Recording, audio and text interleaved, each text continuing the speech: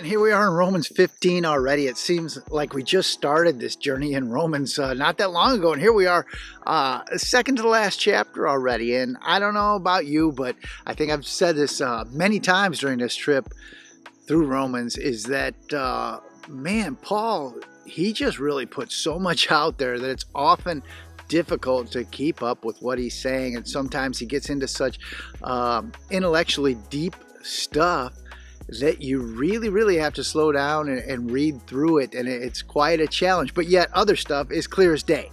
And Romans 15 here, he goes back to talking about this weak believer, strong believer concept he kind of touched on in Romans 14.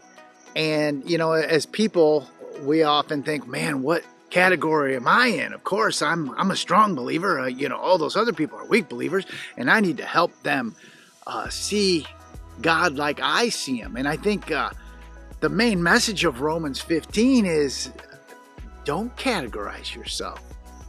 Be open to what others believe and encourage them, and encourage yourself right along with them to depend not on you or your biblical knowledge or the way you feel or what, but just, what God has done and what he's doing in your life, not your independence of your understanding, but your dependence on God, that no matter what you're doing, what life looks like at that time, that you're taking God with you and turning to him literally every second of the day for joy, for hope, for comfort, for understanding, for knowledge, for anything you can think of, because we can't do it on our own, and that we just have to depend on him, because life is so much bigger than ourselves no matter what happens. I mean, today, September 11th, remember that day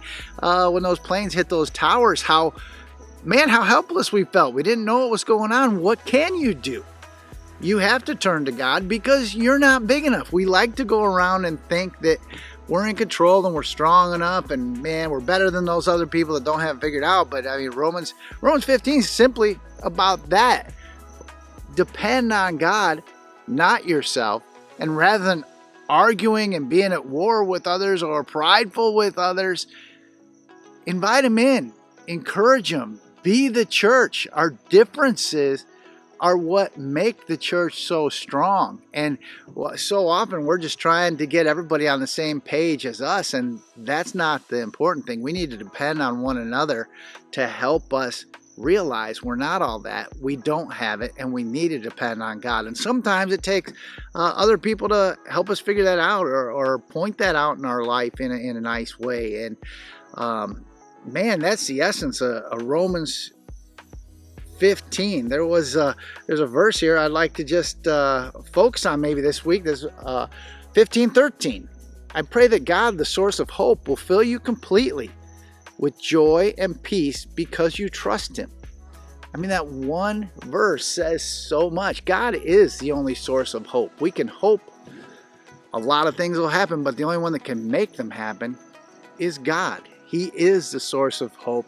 And that joy and peace in trusting him, that's something I think we're all working on, right? The more we trust God, no matter what's going on, whether we're struggling or what, just put our trust in him, that he's got something better for us, something we can be at peace with.